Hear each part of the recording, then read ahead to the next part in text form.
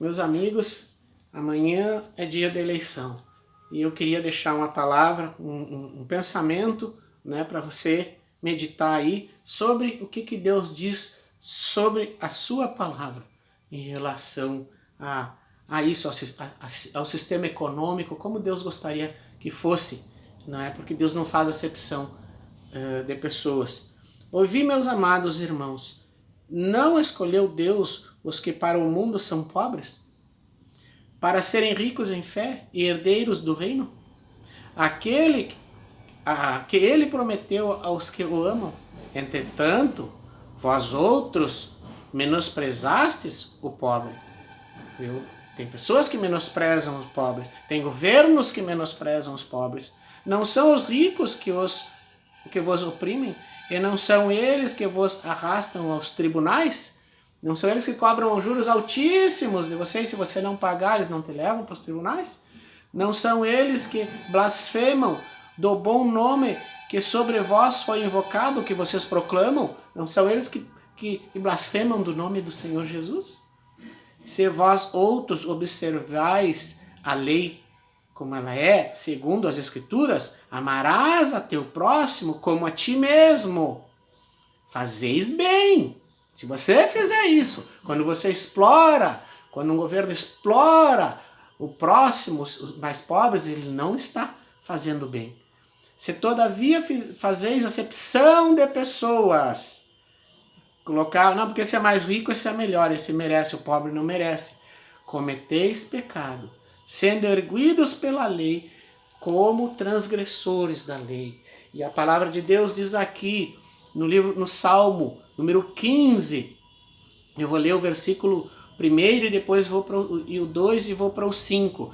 O salmista pergunta a Deus: Senhor, quem poderá viver no teu santuário? Quem morará no seu santo monte? Aí ele responde: aquele homem que é honesto e sincero de tudo quanto faz e que pratica a justiça, não a injustiça, entendeu? A justiça, não a injustiça. E que de coração fala a verdade. E aí pulamos para o número 5, outra classe de pessoas que herdará o reino dos céus, e ao mesmo tempo que ele exclui que não herdarão o reino dos céus. Ele diz assim: também herdarão o reino do céu aquele que empresta seu dinheiro ao necessitado sem cobrar juros. Sem cobrar juros, quer dizer, esse herdará o reino dos céus. Aí nós temos um país que o governo diz que é cristão, que esse governo que diz que só passa em cima dos altares das igrejas, retirando o lugar de Jesus, que o altar deveria ser para se pregar o amor, né, ao próximo, o evangelho. Aí eu mostro para vocês aqui, vejam embaixo os juros da Índia. Na Índia, meus amados, a Índia é um país que tem mais de 3.000 deuses. Sabe quanto esse governo desse país que não é cristão, que tem mais de 3.000 deuses, cobra do seu povo? Olha ali, ó, 0,47% o juro.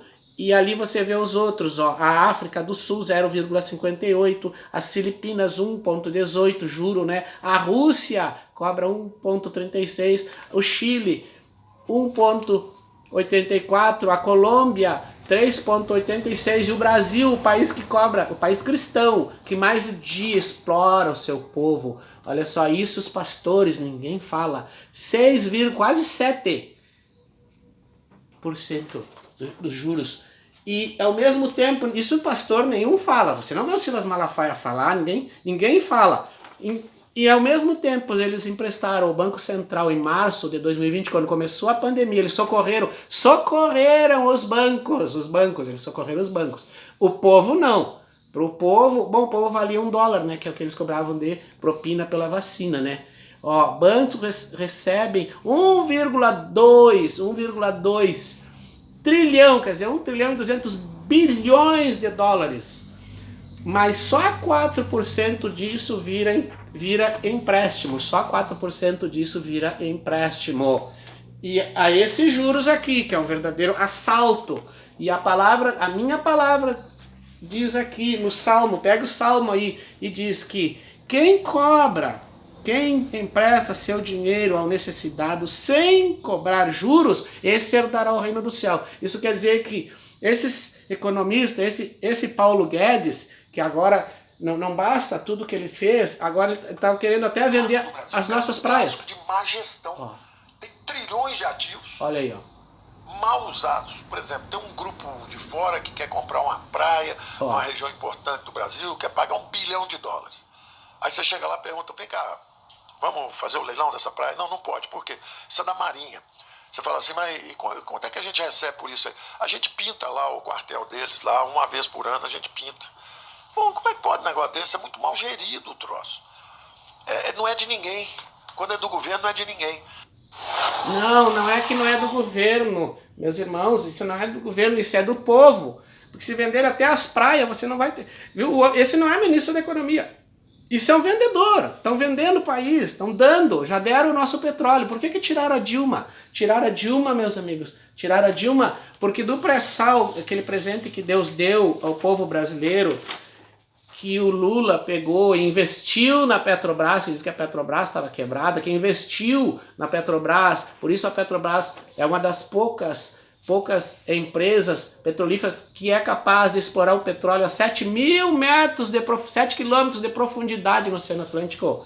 E ela descobriu o pré-sal, e do pré-sal, o governo do PT, que dizem que é o governo ladrão, separou uma verba dali de 1,3 trilhão de reais que seria investido até 2035, né? Não era de uma vez só, é lógico, né? Até 2035 na área da educação. E quando a Dilma pegou e sancionou essa lei, aprovou essa lei, eles retiraram para poder dar um golpe, né? Privatização. Aí o que eles fizeram? Eles privatizaram a Petrobras. Tiraram a Dilma com aquele que estava lá, o Michel Temer, e depois com esse privatizaram a toque de caixa, e agora também venderam a Eletrobras. Estão vendendo o Brasil. Agora o homem fala em vender até as praias do nosso país. Daqui a pouco, agora você que é cristão, eu lhe pergunto assim, você já viu o povo de Israel? A nação de Israel lutava pela sua nação, lutava, guerreou, até hoje guerreia lá. Não é pelo seu pedaço de terra. O povo brasileiro está vendo o país ser dado, ser vendido. Olha aqui, Dilma sanciona a lei que garante 75% dos royalties do pré-sal, daquela fortuna que foi, aquele poço de petróleo que foi descoberto aqui próximo do Brasil, no mar, não é? Aí eu pergunto para você, você vai ali em Gênesis, eu estava lendo recém, Abraão abria poços.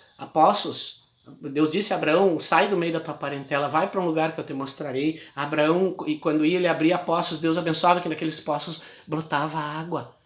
E Abraão chegava nos lugares e Abraão prosperava, e depois assim também Isaac começou a prosperar onde ele chegava. Aí os filisteus, vendo que Abraão abria poços e dava água, eles iam lá e entulhavam os poços dos filisteus.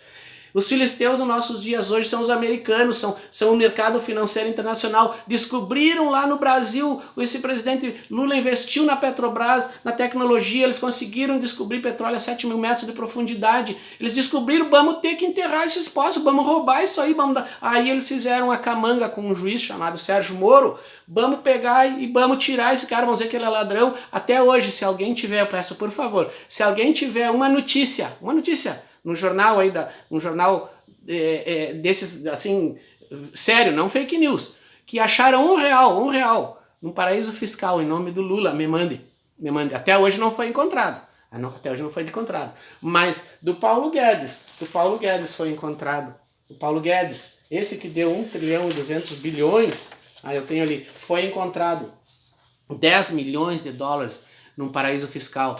Ele nem sequer perdeu o cargo, tá ali, quietinho. Tá quietinho, né? O Lula não acharam um real, apenas os delatores, aqueles que Dallagnol e o Sérgio Moro diziam, vocês têm que delatar o Lula, porque nós precisamos tirar esse homem não pode concorrer, porque se ele não concorrer, daí o Bolsonaro ganha e aí nós vendemos o Brasil, e ainda pega uma boquinha de ministro da Justiça, né? E nós podemos vender, como estão liquidando o Brasil, meus irmãos. Como é que vamos votar como cristãos em pessoas que estão vendendo o país que Deus nos deu? Não basta vender, estão queimando, estão poluindo os rios com mercúrio, estão matando os índios, o povo amado de Deus, que os povos originários, um governo que odeia pobre, que odeia negro, que odeia mulher, odeia tudo aquilo que Deus ama e procura destruir, seja peixe, seja aves, seja as terras, seja, sabe, ali na mata ali, eles destroem, eles derrubam e depois eles plantam pastagem, depois aquela terra, a terra fica inoperante, fica infértil e acaba virando como desertos e eles abandonam e vão e cortam em outro lugar e aí exploram até aquela terra. A terra da Amazônia, ela não é uma terra para isso, meus irmãos. A terra da Amazônia ela é uma terra para matas, para esse tipo de coisa. Deus é perfeito na sua criação. Então eu lhe peço, não deixem destruir o Brasil. Um homem que não amou o seu próprio povo, mais de 200 mil pessoas, ele poderia ter salvo se tivesse comprado a vacina. Quando a Pfizer ofereceu mais de 75 milhões de doses, ele sentou em cima dos e-mails e não respondia, porque ele estava ganhando, faturando com a comissão. Imagina a comissão dele com a cloroquina. A comissão, aí depois eles tentaram, bom, como não tem jeito, a cloroquina não tá funcionando mesmo, vamos ter que comprar a vacina, mas aí eles queriam $1 de propina pela vacina. Quer dizer que a vida do brasileiro para essas pessoas vale $1. E a minha palavra diz que uma alma, uma vida para Deus vale mais que o mundo inteiro. Então, como cristão, não posso votar numa pessoa que ainda sobe para cima do que usa, que diz que é de Deus. Uma pessoa que é de Deus, ela tem por obrigação amar Deus sobre todas as coisas e ao seu próximo como a si mesmo. Eu tenho certeza que se o Bolsonaro estivesse ali morrendo e tivesse um remédio, ele gostaria que dessem esse remédio a ele. Ele gostaria que uma enfermeira, se essa enfermeira fosse lésbica, ou se ela fosse gay, ou esse médico, ou essa médica fosse lésbica, ou se fosse gay, que eles odeiam essas pessoas, não é? E ele sofresse um acidente e tivesse aquele médico ali para operar ele, ele ia pedir, não importa se tu é gay, se tu é lésbica, me opera e salva a minha vida. Se ele estivesse dentro de um carro pegando fogo num acidente e chegasse uma lésbica ou um gay e ele ia pedir, ai, me solta, me tira daqui de dentro, não deixa eu morrer incendiado. Eu tenho certeza que ele ia. Mas ele não ama os outros, ele só quer o bem para ele, entendeu? Então, por isso, amanhã eu vou votar em 13.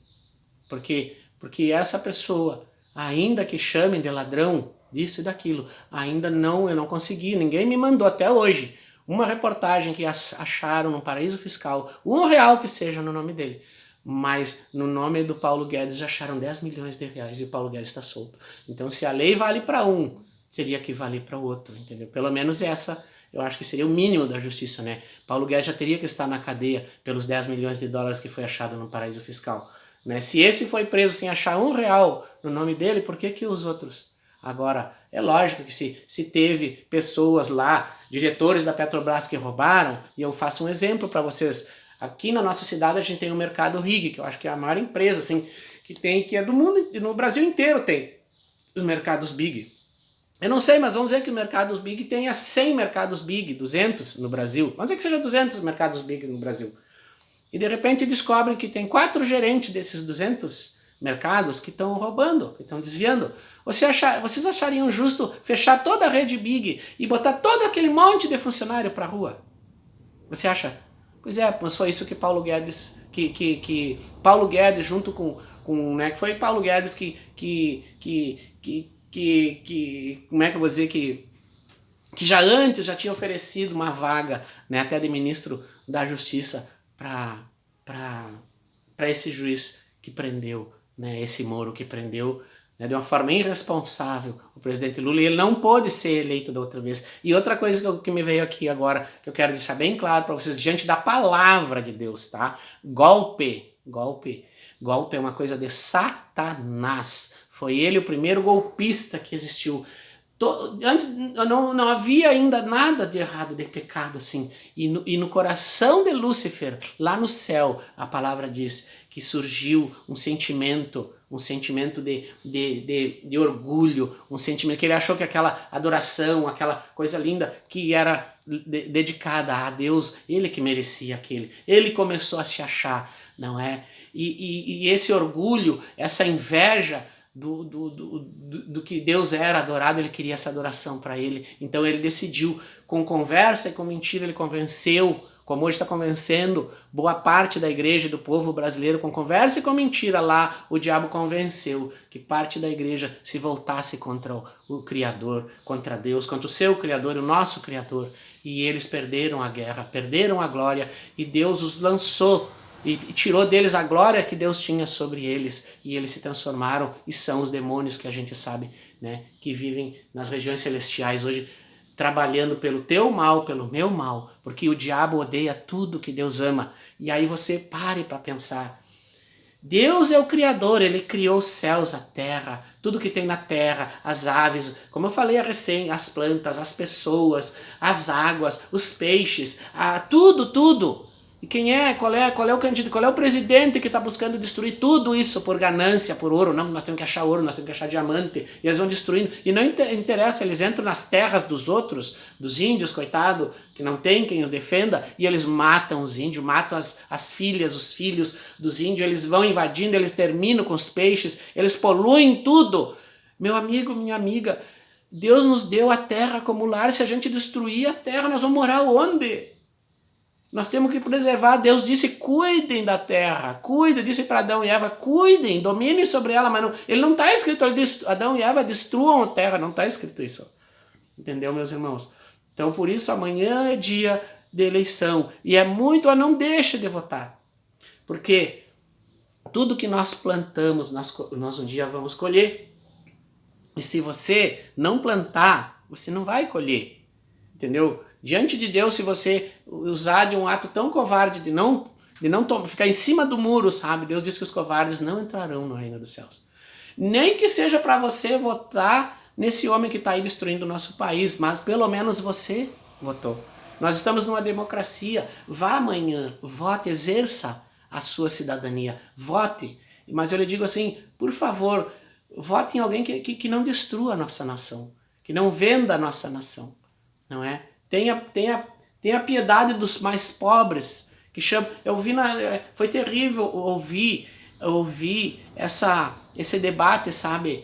Aquele homem chamando o outro de ladrão. Eu queria te dizer que eu, do que eu conheço da palavra de Deus, o meu Senhor morreu entre dois ladrões, e eu não vi Jesus ofender, nem o que estava à direita e nem o ladrão que estava à esquerda. Eu não vi. Se você viu isso na Bíblia, se Jesus ensina isso, me mostra qual é o versículo. Eu não vi. E quando Jesus encontrou Zaqueu e disse, Zaqueu, desce daí, Jesus não disse, tu é um ladrão, tu é um bandido, tinha que estar na cadeia, tu é ladrão. Jesus não falou isso. Jesus disse, Zaqueu, importa que hoje eu vá comer e dormir lá na tua casa lá. E as pessoas, mas como que ele vai entrar na casa de um ladrão? Todo mundo sabia que Zaqueu era desonesto, né?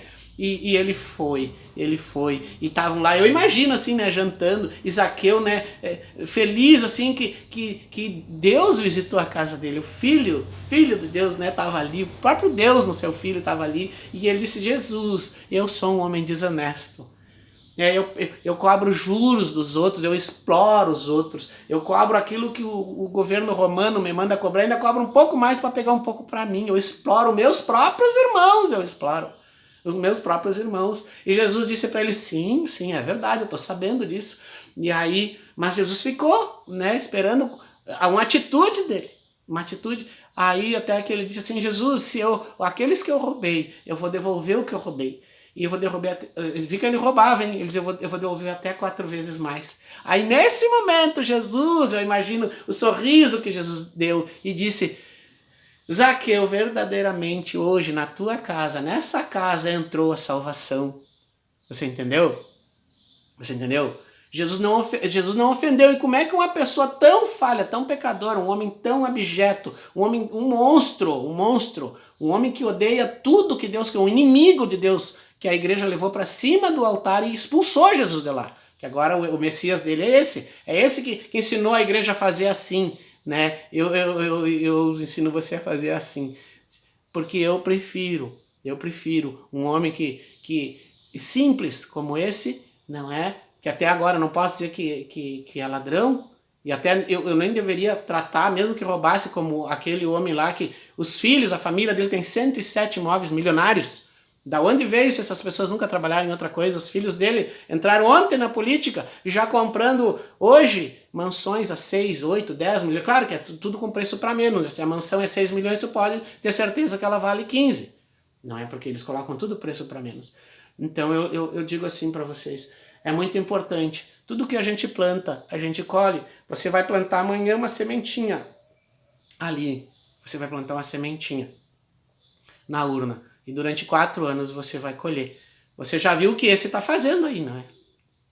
E eu, pelo menos no tempo que o Lula era presidente, eu lembro bem que eu ia no mercado, meus irmãos. Eu ia no mercado e eu enchia um carrinho daqueles grandes e meio com comida para trazer para casa. E eu ainda trazia dinheiro no bolso. Hoje eu não encho meio. E eu volto sem nada no bolso. Eu só quero dizer isso para você. Que Deus abençoe a nossa nação, Deus abençoe o povo humilde brasileiro, o povo mais pobre, mais humilde, que precisa de um governo que governe para todos, que não fique ajuntando tudo, como diz a palavra. Ai de você que ajunta casa, terra, junta tudo para você e fica como o único dono na terra, não é? Lembra da passagem do jovem rico, né? Vende tudo que tem, Deus pobres, se você quer ser dos meus, vende tudo que é teu, Deus pobres, depois vem e me segue. Jesus falou para aquele moço, porque sabia que ele era muito rico, e Deus sabia que o coração dele não estava em Deus, mas estava no poder, no dinheiro. Aquele jovem nunca mais apareceu na presença de Jesus, porque ele preferiu o dinheiro que a salvação da alma dele. Não faça isso, meu amigo, não faça.